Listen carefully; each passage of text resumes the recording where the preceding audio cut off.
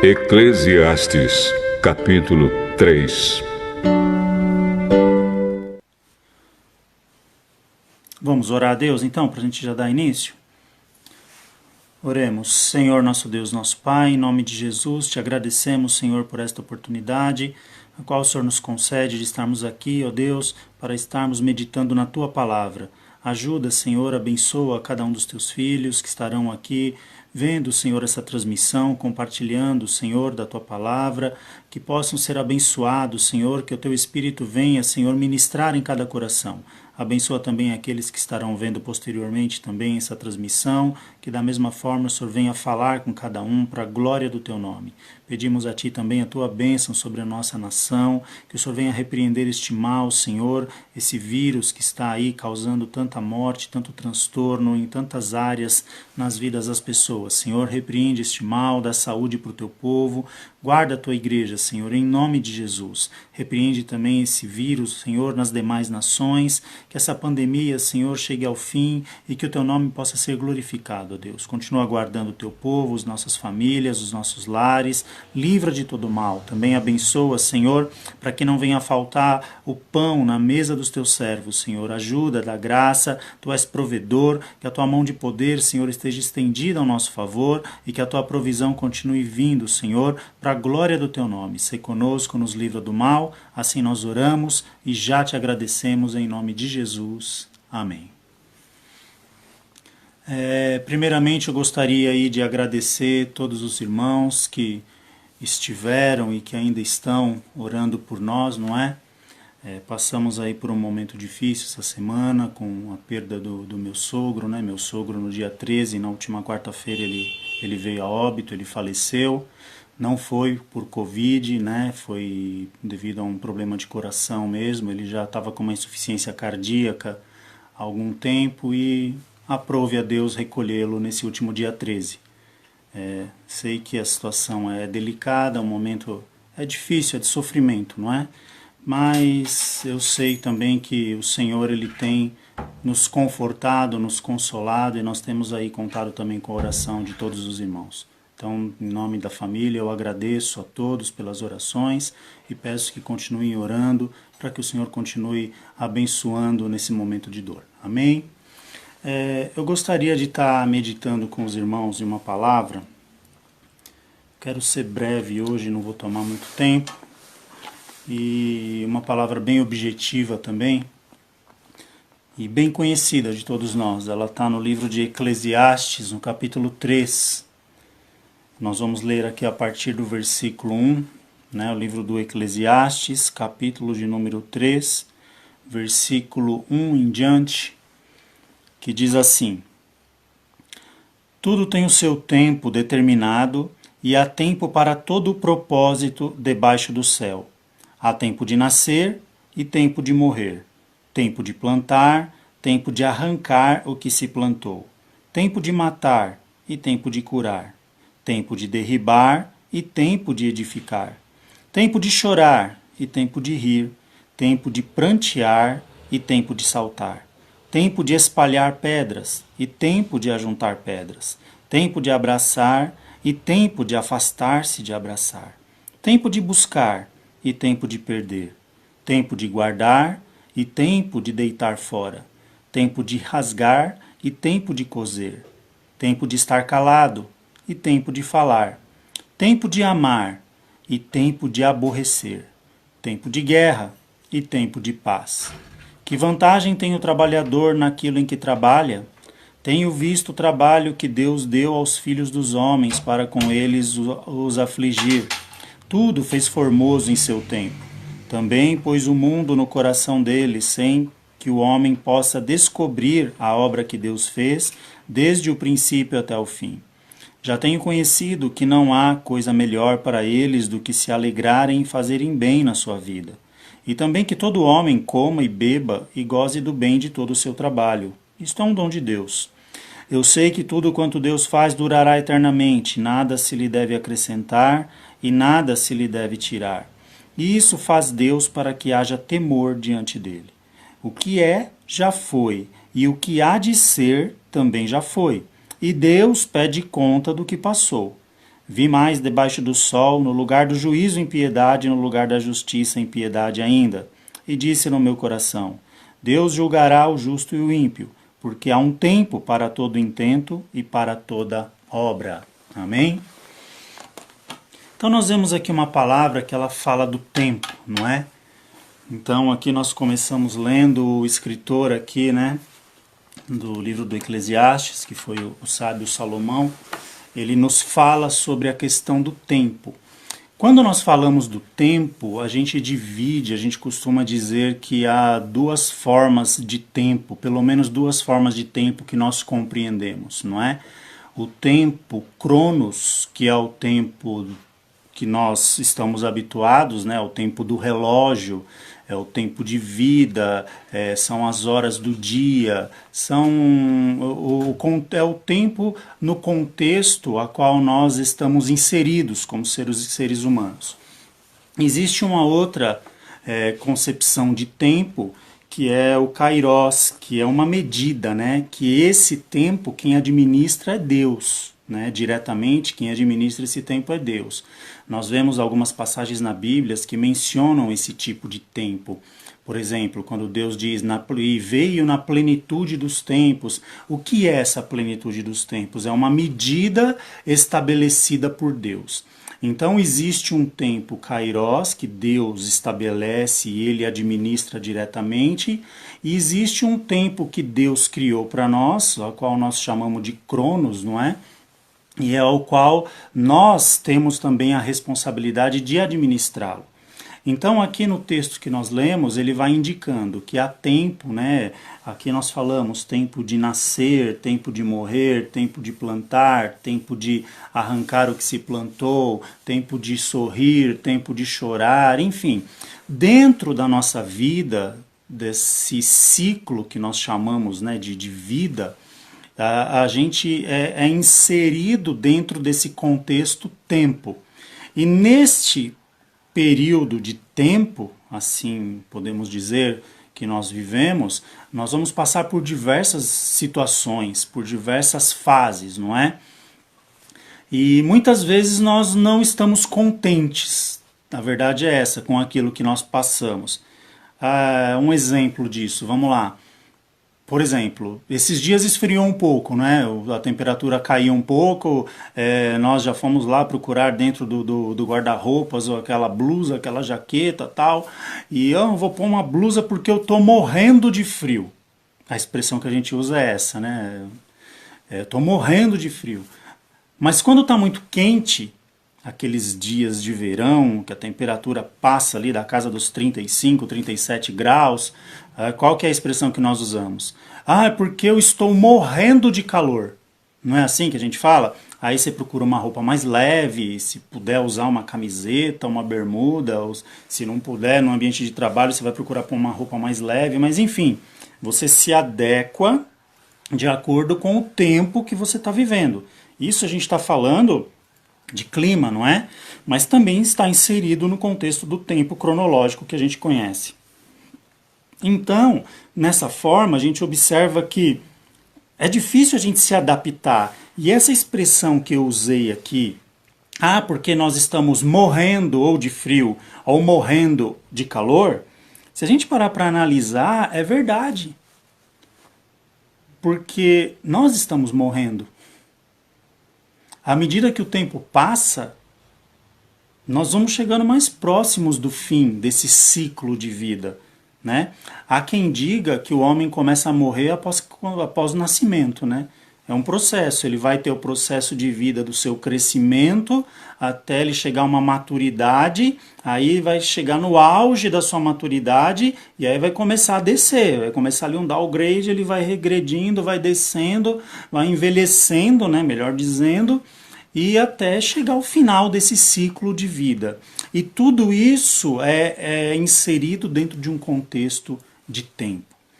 E o interessante é que apesar de Deus ser Senhor de todas as coisas, Ele nos deixa uma responsabilidade a respeito do cronos, do tempo cronológico do nosso relógio, sobre a administração. Eu falei no começo, o Kairos, que é o tempo, uma medida estabelecida por Deus, quem tem o controle e a administração direta dessa outra medida de tempo é Deus, cabe somente a Deus. Mas a nós temos aqui uma responsabilidade sobre essa medida do Cronos. E eu vou ler alguns versículos aqui, para a gente entender um pouquinho melhor isso, e aí os irmãos vão entender onde nós queremos chegar. Então aqui nós temos algumas passagens, não é? Por exemplo, Efésios 5, capítulo 5, versículo 15 e 16 eu vou ler para dar mais sentido. Efésios capítulo 5, versículos 15 e 16, diz assim: Portanto, vede prudentemente como andais, não como nécios, mas como sábios. Aqui está dizendo, ó, vede prudentemente como andais. Qual é o sentido desse andar? É como nós caminhamos dentro desta medida Cronos, ou dentro deste ciclo de vida que Deus estabeleceu para nós. Ó, portanto, vede prudentemente como andais, não como nécios. O que é nécio? A palavra nécio ela está assimilada aqui na Bíblia a tolo. Né? O tolo é um insensato, é aquele que não tem consciência daquilo que faz. Na verdade, esse é o nécio.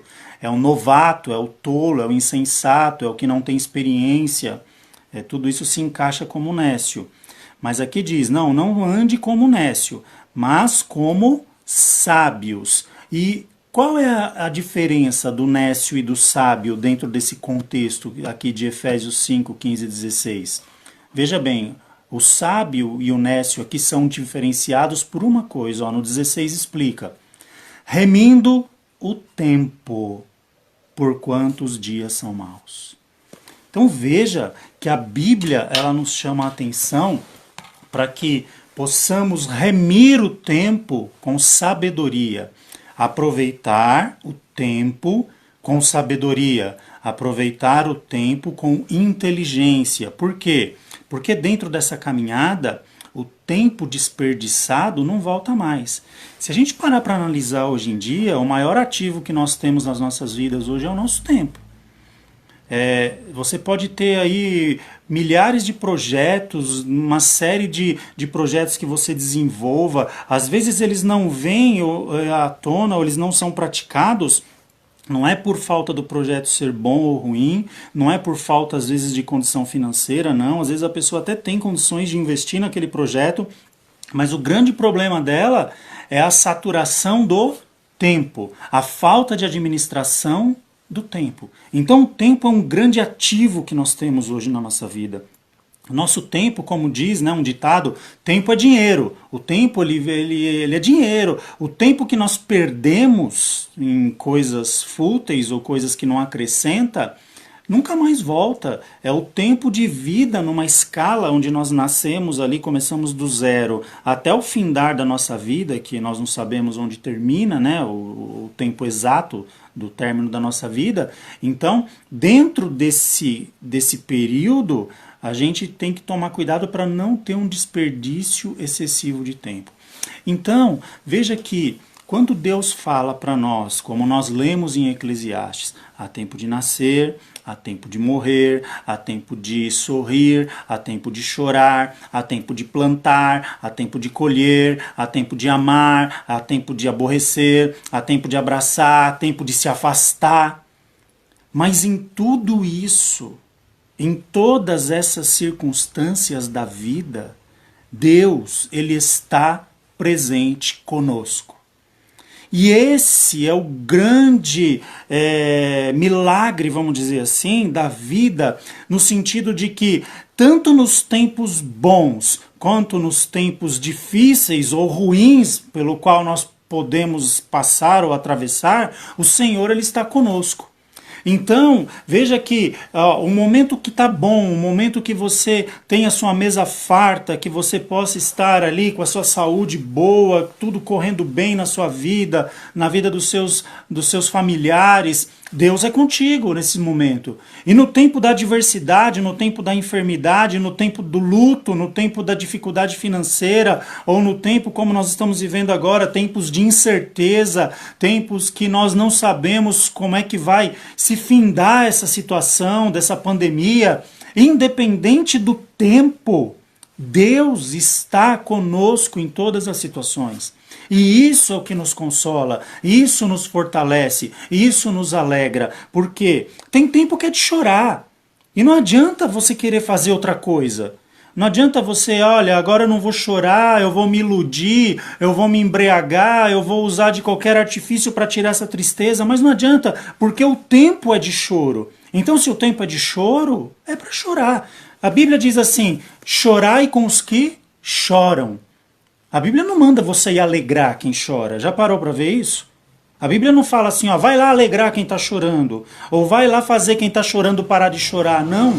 Sabe o que é para fazer? Se é o tempo de choro, vai lá e chora junto. O que é você ir lá e chorar junto? Você ir lá e abraçar, ser um ombro amigo, compartilhar aquele momento de dor. Olha, você não está sozinho, você não está sozinha, nós vamos atravessar esse período, nós vamos passar. Isso vai ter um fim.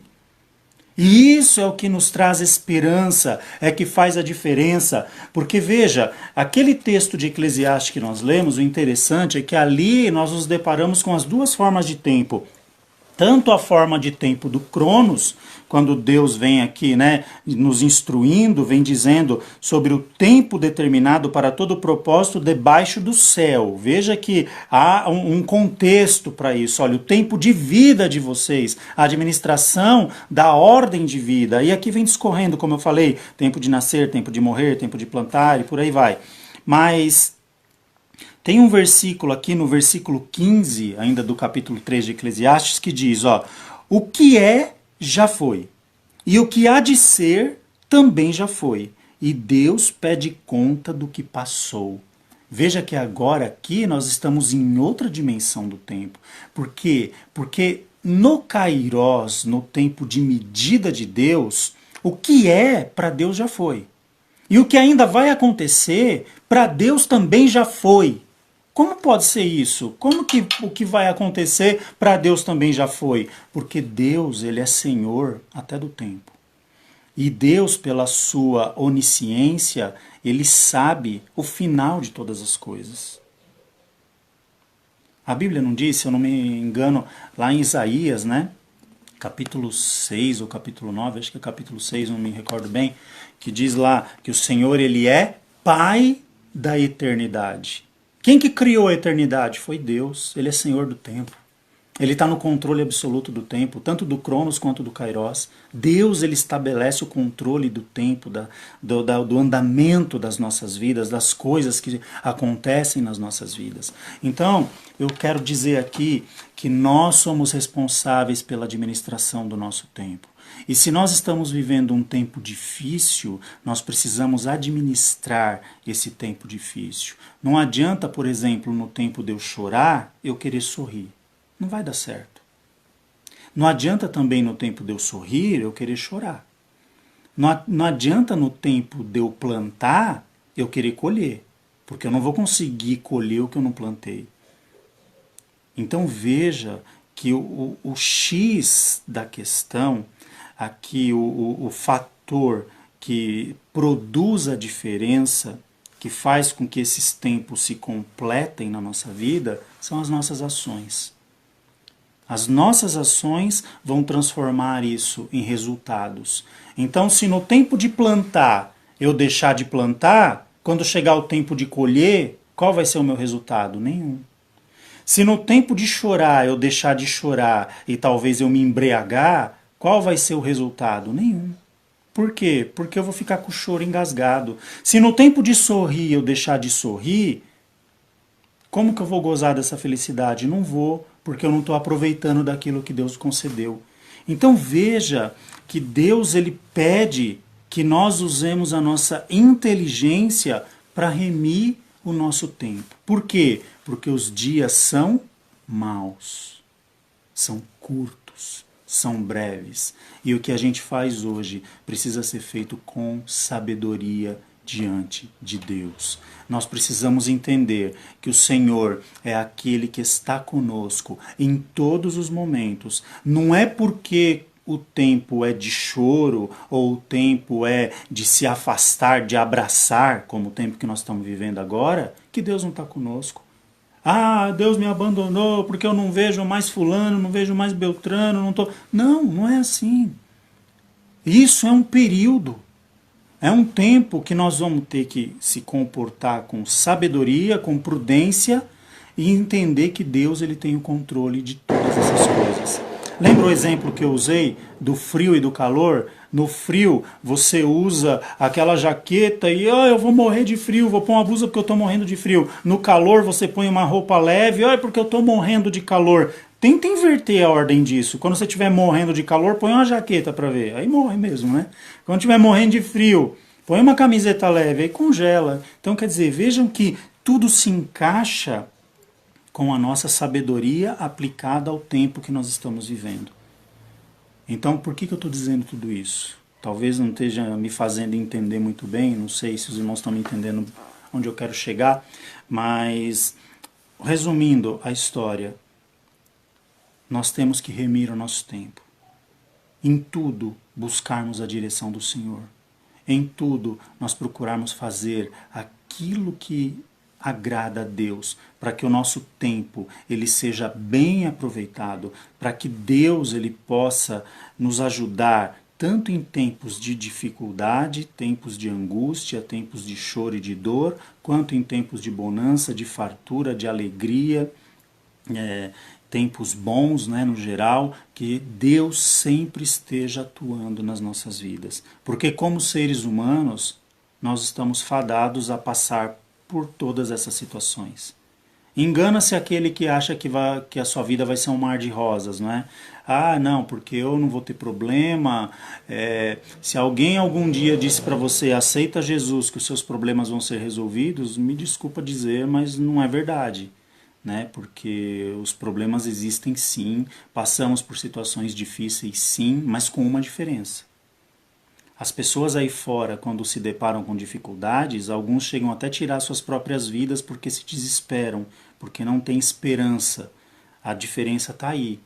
As nossas lutas, nós sabemos que todas elas já foram vencidas por Jesus. Nós sabemos que em Jesus nós somos mais do que vencedores, porque Ele venceu por nós. Então isso nos traz esperança para suportarmos tempos difíceis, tempos amargosos, tempos de dor, não importa da situação. Ah, você fala isso porque você não sabe o que eu passei ou o que eu perdi.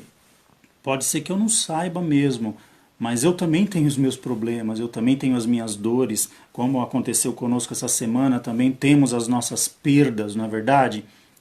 Isso vem para todos. Mas agora, quem consola o coração verdadeiramente é o Espírito Santo. Uma vez eu usei uma expressão na igreja, para a gente já finalizar, que é fácil nós falarmos que o Espírito Santo é o consolador. Ah, o Espírito Santo vai te consolar, ele é o consolador. E é verdade, não deixa de ser verdade. Mas sabe quando que você vai aprender isso na prática?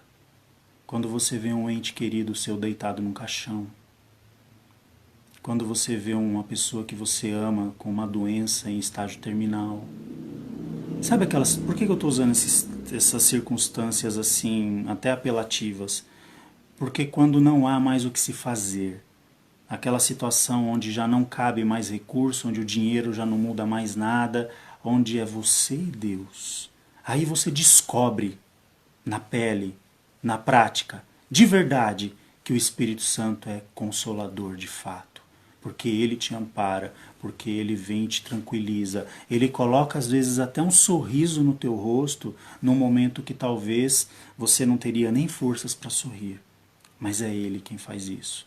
Então, independente do tempo da sua vida que você possa estar vivendo, como eu sei que na maioria, né, a maioria das pessoas estão passando por tempos difíceis, não só por conta dessa pandemia, mas por uma série de outros problemas também, creia que o Senhor está contigo e que isso é uma fase, que isso vai passar, porque nós lemos aqui, ó, há o tempo de chorar e há o tempo de sorrir, há o tempo de plantar e há o tempo de colher. Não vai ser só um tempo de dor, vai vir, a bonança ela chega, o tempo bom ele vem, o momento de alegria também virá em nome de Jesus. Amém?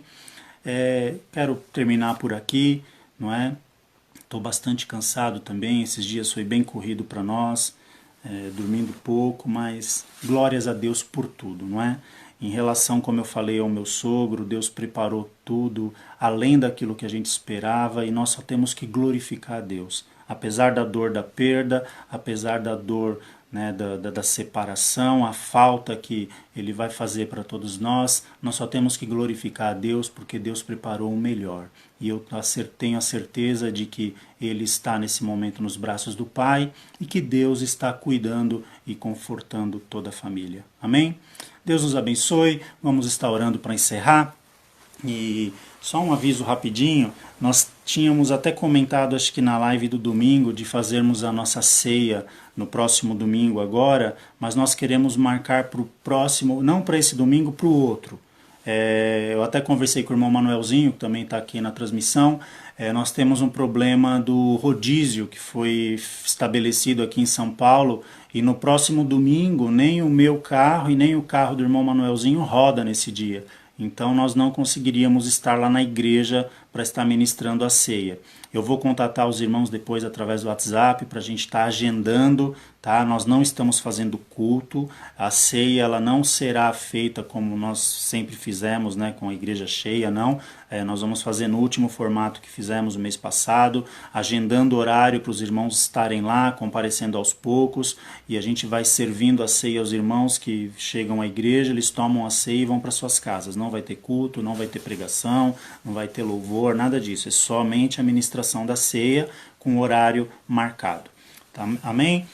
Então vamos estar orando nesse momento? Senhor nosso Deus, nosso Pai, em nome de Jesus nós te agradecemos, Senhor, por tudo aquilo que o Senhor tem feito, porque o Senhor é bom, a tua misericórdia, Senhor, ela dura para sempre em nossas vidas.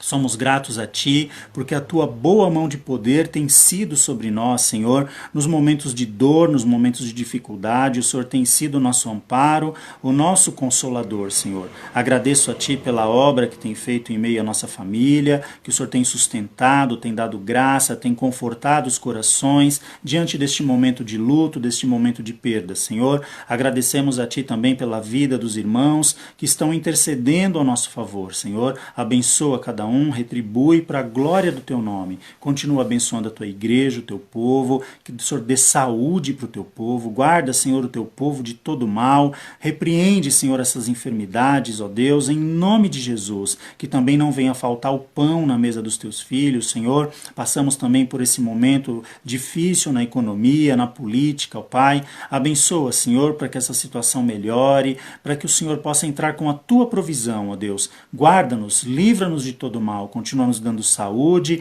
graça e paz. Assim nós oramos e já te agradecemos no nome santo de Jesus. Amém.